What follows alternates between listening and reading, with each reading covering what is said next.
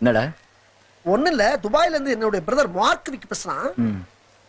அவனுக்கு துபாயில 20 பெட்ரோல் கிணறு இருக்கு, பெட்ரோல் வேன். டோட்டலா ஃபயர் ஆயிடுச்சான். ஆஃப்டர் ஆல் 20 crores லாஸ்மா. அதுக்கு போய் சின்ன குழந்தை மாதிரி அழுதுகிட்டு இருக்கான். Like it child.